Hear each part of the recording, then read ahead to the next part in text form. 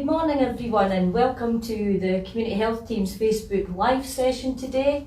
I'm Alison, I'm your community health worker and I've got a special guest with me today. I'm joined today by Louise McEwan, and Louise works with the Healthy Minds Network, and Louise is going to be telling us about the role that she's got within our organisation and the kind of things that they're doing.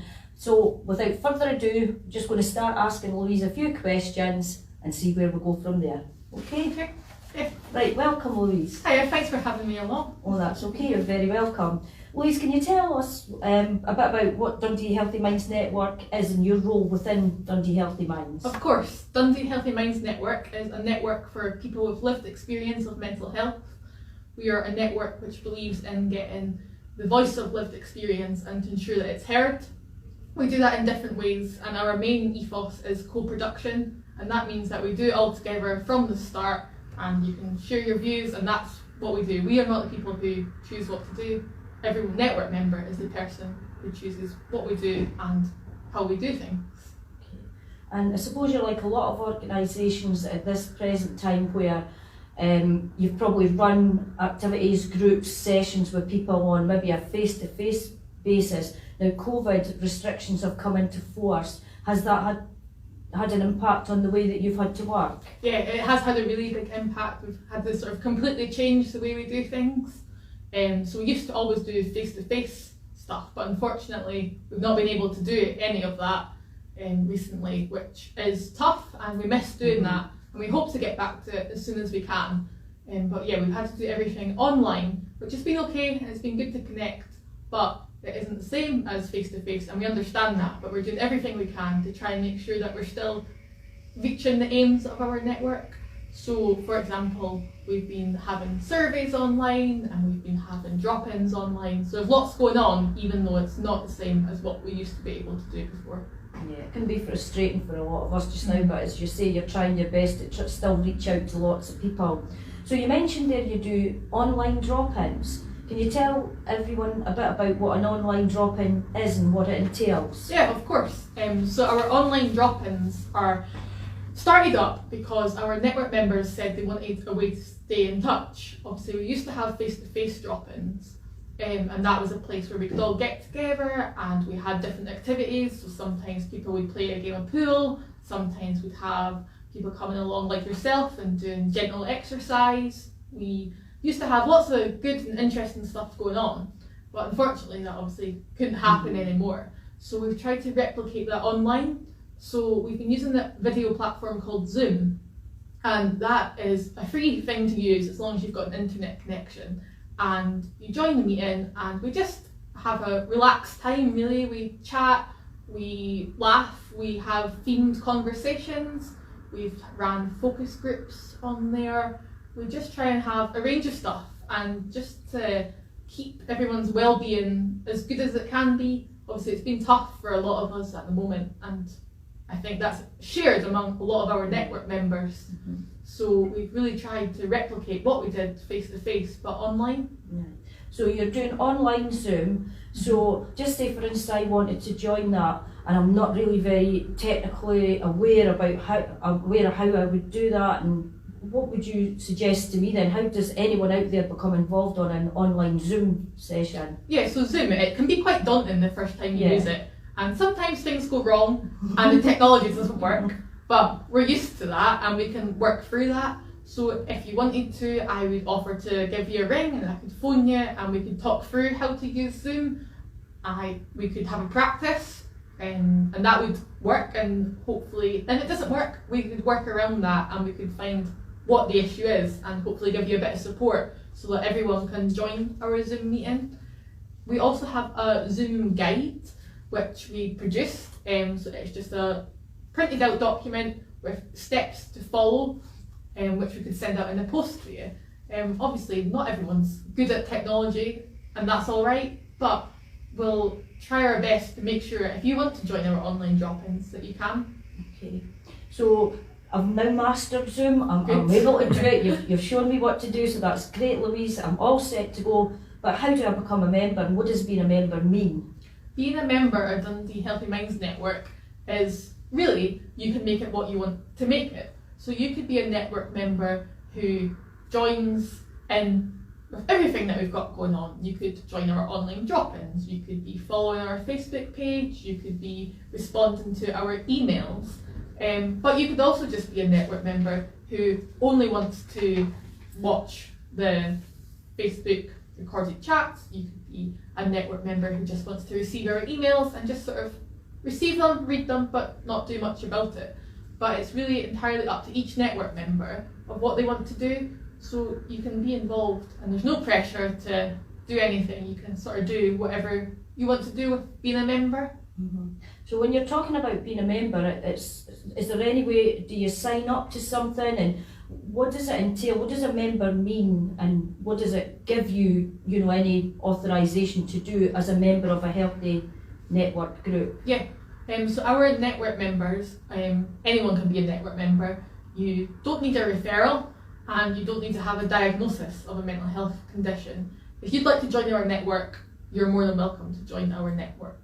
We do have a network membership form, which again is just, we can send it to you electronically or we could send it out to you in the post. It's just a few questions, so we've got your details. So it just sort of asks your name, your address, stuff like that, just so we know who's a network member. What was the second part of the question? Sorry. I think it was just about who joins your network. Yeah, that was the next thing I was going to ask. Who out there joins? Is it a certain type of person? Is it anyone? Is it everyone? What are the ages? Yeah, so lots of people join our network. Anyone over the age of 18 can join the network, and that's it really. That's the only thing that would not stop you being a network member. As long as you're over the age of 18, you can join our network. We've got a range of people joining the network. We've got some people who are in employment, people who aren't, we've got people who are retired, we've got students, we've got anyone really that joins our network. We've got a mixture of ages and a mixture of genders, and I think it's a really good mix, and it makes the network interesting because we've all got different experiences and we've all got different things that we want to talk about and different things that interest us. So that's really what being a network member means. Being a network member also means that you get access to any training opportunities we have, because something that's quite important to our network is the capacity building of people. So that means that you want to get something from being a network member. So that might be recently there's an emotional CPR training course that we've gave members access to. In the past we've had things like first aid training and like just lot assertiveness training, and lots of different stuff really that you can build your confidence, you can build your capacity, and you might have an aim of getting back into work, you might have an aim of taking on a volunteering opportunity, or you might just want to do it for fun, you might just feel like you want to learn something and take part. So that's really what being a network member means. So once you're signed up to our network, you'd get regular email updates, and those email updates would tell you what we've got going on, if there's any focus groups, if there's any training coming up, and you can just get in touch with us and say, yep, I'm interested in that, and that would be you signed up. Okay, so it sounds like there's a lot going on, within the Healthy Minds Network, albeit it's all virtually just now. So you've got the Healthy Minds Network, so that's quite a group of people that will be joining in on Zoom calls. Is there an opportunity as well for a one-to-one session, because someone might not be able at that point where you're having a big group discussion, maybe you don't feel that on that particular day and time it's for them, can have special one-to-one time, with someone like yourself, Louise? Yeah, of course, because obviously not everyone wants to join a Zoom meeting. That's understandable, it can be stressful. And in the same sense, not everyone wants to come to a face-to-face drop-in. Maybe you're busy, maybe you're not feeling it's for you, and that's all right. Once you've sort of got your phone number, we can give you a ring, or when we can meet face-to-face, we could meet face-to-face with you. And so we're always open to adapt to suit your needs. So if it's that you want to meet one-to-one, that's fine. If you only want to fill in online surveys, that's all right as well. Okay. And have you had any feedback from people who are attending the Zoom support meetings? What do people say to you about them? Do you know that it's quite a positive experience for them, or not maybe? Yeah, I think it has been quite positive. We've had a sort of consistent amount of people joining our Zoom meetings. So that kind of consistently, there's maybe around 6 of us in a Zoom meeting. So it's not too big, but I think that's quite a good number, as in there's always that opportunity to chat, and I'll make sure that if you want it, you can have the opportunity to speak. In the Zoom meetings as well, you don't have to have your camera on, you don't have to have your microphone on. So if you wanted to, you could just join the Zoom meeting, sit and watch and see whether it's something you might think of getting involved in, but it's totally up to you. But yeah, the feedback has been quite positive. We've had network members who have said they've always wanted to join our drop-ins, but due to other commitments, they were never able to make it along. But now, because they've been at home more and we're online, they don't have that same time pressure to travel on the bus to our face-to-face drop-in, and they found that quite useful. We've had that a couple of people who have said that. So I think overall, it's been good to have the Zoom meetings and good to stay connected with our network members. Yeah, I think that's a really good word, stay connected, because in these difficult times it is all about keeping connected with people and making sure that we're keeping in contact with people that would normally come along to our groups and activities. Louise, I'd like to ask you, what's going on in mental health services at the moment? Yeah. So sometimes, I know it can feel like there's not much going on in mental health services, and in Dundee there has been a lot of issues and there's still things that aren't great. But being part of the network, we would keep you up to date with all those things that are going on. So for example, just a couple of weeks ago, the new Tayside mental health strategy has been released. And that strategy is in response to the Tayside mental health inquiry. And it's the first draft of the strategy. It's quite a long document, but they are looking for people to give their views on that.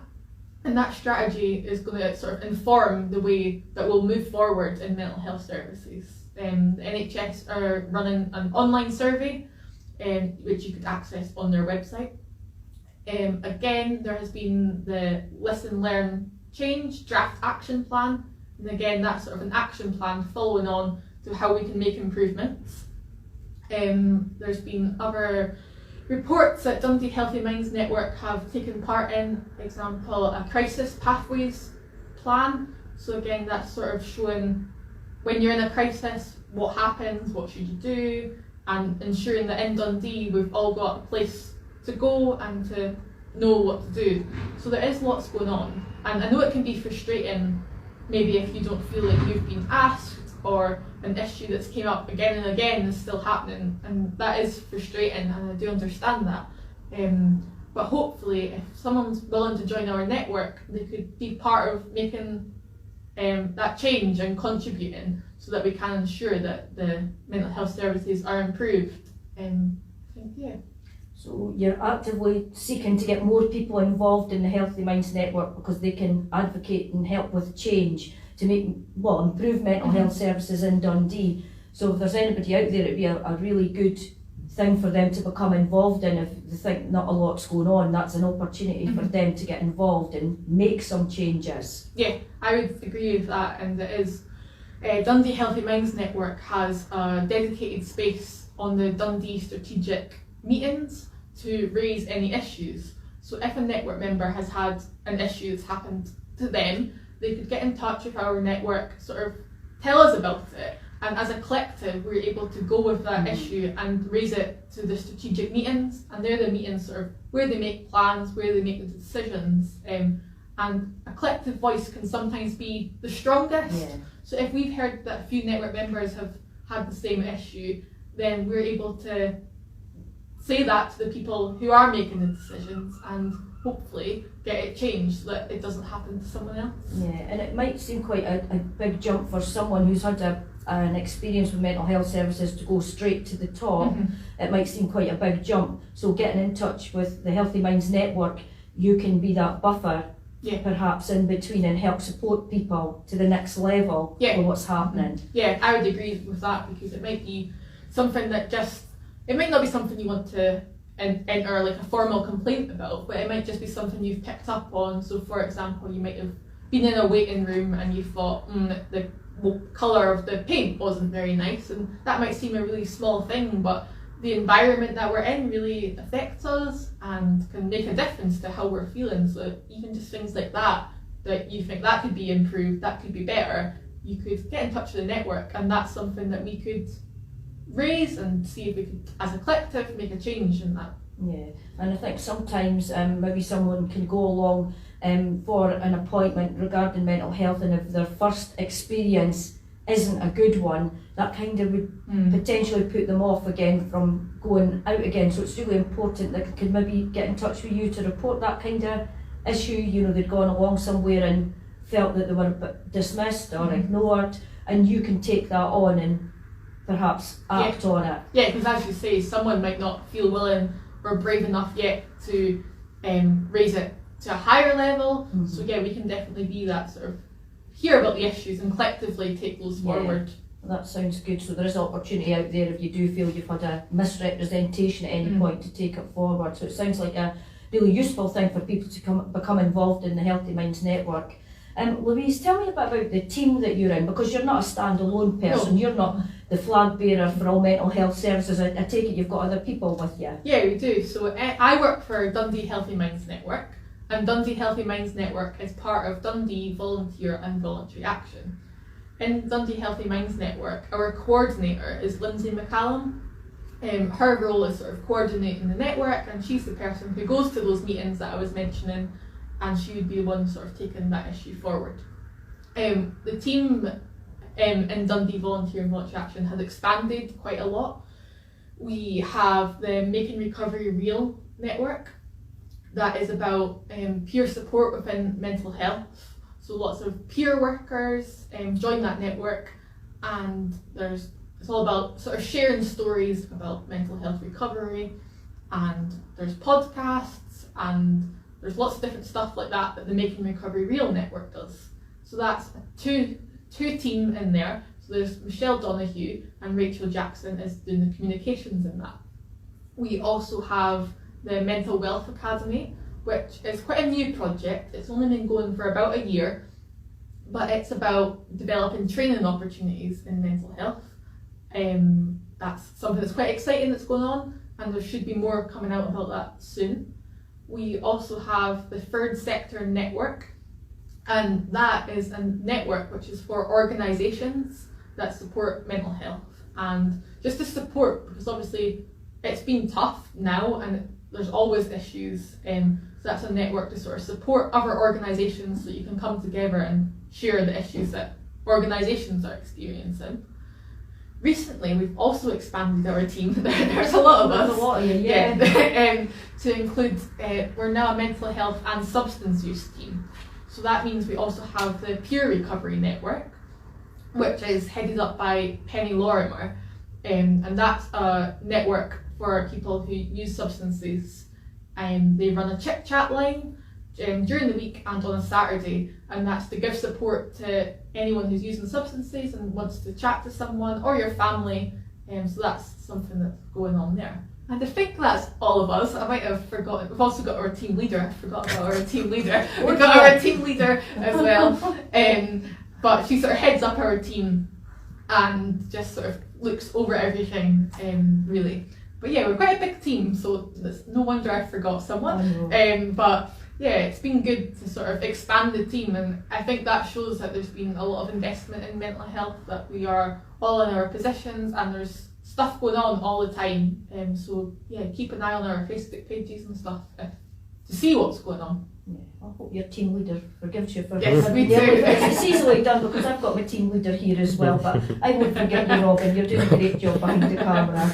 Louise, how have people been finding all the restrictions? How has it been affecting their mental health? What have you come across? Yeah, I think a lot of people have been really affected by restrictions, because obviously we're not able to do what we would usually do. We maybe can't meet our family, maybe we used to like going out for a meal or for a drink, and we're not able to do that the same. And so I think it has really impacted people. And I think as well, a lot of people have been impacted by the fact that there's a lot of unknown, and unknown can be quite scary, and I think that really affects a lot of people's moods, that sense of not knowing what's going to happen, that sense of not knowing when things are going to improve. We did do a survey sort of a couple of months ago now, sort of to try and figure out what the main issues were, and the things that came up the most were people sleeping too much or not enough, drinking too much or not enough, eating too much or not enough. And that was kind of the top 3, I would say, issues that people are experiencing. Obviously, there's such a wide range, and we're all dealing with different things. Our lives have all been changed in different ways. So there's such a range of people struggling in different ways. Yeah, and I think a lot of the time people have got a lot of uncertainty because there's a lot of lack of clarity sometimes about the restrictions. People aren't sure, I'm allowed to visit this person, am I not? What does that mean? I'm in a tier 2 and a tier 3, so people can feel anxious about not being aware of what's going on. Now, bearing in mind that you've spoken about the things that you're finding that people are reporting to you, do you have any advice or tips that you can give, people watching? What can they do to try and improve their mental well-being and trying to get a sense of normality back to their lives? I think what's most important is doing what works for you, because what works for me and what works for you is different, and that's all right. So it's about trying to find what really does work for you, and maybe you try something and it doesn't work, and that's okay as well. Just sort of keep trying, and if you're having a day when you're feeling a bit motivated, try maybe going out for a walk, or try maybe watching your favourite film and doing those little things that you enjoy. One idea could be to make yourself like a well-being toolkit, because I know that it can be hard if you're feeling rubbish. You might want to have a box in your house, and you could go to this box, and in that box you could put something that you really like. So you could have maybe like a candle that you would light and enjoy the smell. You could have your favourite film in it. You could put a recipe that you really enjoy to make. Just somewhere that you know that if you're feeling rubbish, that you could just go to that box, and that's what would help you feel better. And obviously what would be in that box would be completely different for everyone, but it could be somewhere that you know that if you're having not a great day, you could go to that and it would boost your mood. I think that could be a good idea. Also things like ensuring you've got routine in your day, because days can feel long. And I know myself that the dark nights and the dark mornings, it's making me feel a bit rubbish, and it's making me feel that we've maybe not got the same things that we do. So trying to keep a routine in your day, because otherwise you might lose track of the days and you might sort of feel like they're kind of all rolling into one. So even if that routine is just at 10 o'clock I'll get up, and at 12 o'clock I'll have some lunch, and just sort of having those points in your day that you know that's happening to sort of motivate yourself and to hopefully improve your well-being a little bit. I was really interested to hear you talking about the box, and it would be somewhere you can go to and you would get things from the box that would tell you. So maybe something like maybe a card or a photograph as well, that might improve someone's mood if they looked at a photograph of themselves, having a great time at some point. So just whatever the individual feels themselves. Yeah, that's it. Is like have photographs and stuff would be good, and it's sometimes hard when things are feeling gloom to remember a time that we were happy and that we were enjoying ourselves. So I think a photo would be a good thing to sort of put in a well-being box that you could look back on and feel good. And maybe some useful phone numbers of organisations or friends or family that you can call, and sometimes you've maybe just forgotten, and maybe sometimes people will maybe think nobody's been in touch with me for a while, but we can maybe try and suggest to people that communication can be a two-way thing, so it might be good if someone would pick up the phone to someone else as well. Yeah, definitely. I think that's a good idea. And there's also an app called the Suicide Help app, and in that app there's a feature to make a safe plan, and that is designed for people who are feeling suicidal, that if they like that, you don't know who to phone, you don't know what it is that makes you feel well, you can use the feature in the app and look at it, and there's questions that might say, this is who I can phone, this is what I will do to feel better, and it's like that. It would be a box, but this could be on your phone, so if you're on the bus, if you're out in town and you feel a bit rubbish, you could use that app and to look at your safe plan, and to, like the box idea, to remind yourself of what it is that helps you feel well. Yeah, and I think maybe it's going back to the saying that's going around to try and help people that it's okay not to be okay. I think some people will maybe feel they're feeling really down and rubbish, as you were saying, Louise, but we've got to accept that sometimes we do feel like that, you know, and we've got to hope that there'll be better days, you know, we've kind of go on a roller coaster.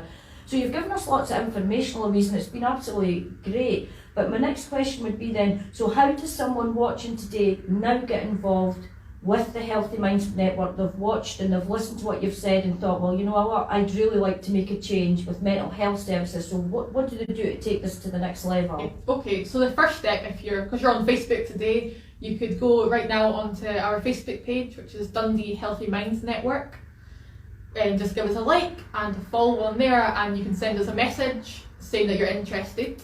Other ways to get involved would be you could email me or give me a ring.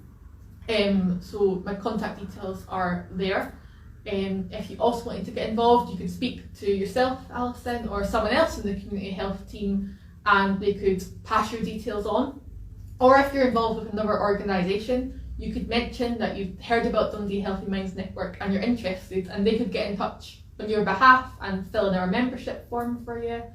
If you're struggling with our membership form, again, we can give you a ring and do it over the phone. Lots of ways to get involved, and as I say, we're always open for new network members. You don't need to be referred, you don't need to have a diagnosis of any mental health condition. You just really need to be interested in what I've been talking about today, I guess, and yeah, that's really it. Yeah.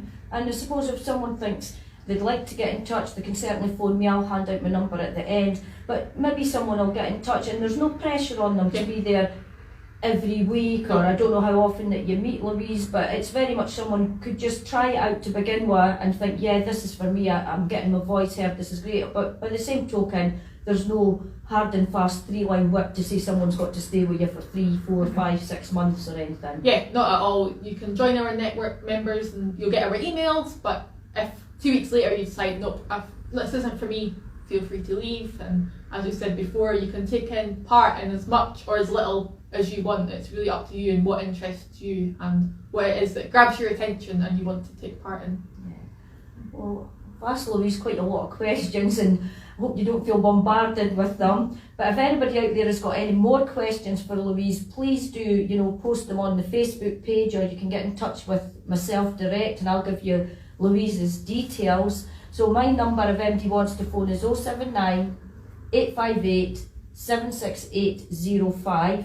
And is there a Healthy Minds Network number to be contacted on? Yeah, so my mobile number would be 07948 239 575. I also have an email address, which is louisemcEwan@ddva.scot, and I can get in touch with you that way. Right, thanks very much, Louise. Thank you. I hope everyone's enjoyed our session today with Louise, and thank you so much for coming along, and I hope you get a few new members and take up all the information you've given everyone today.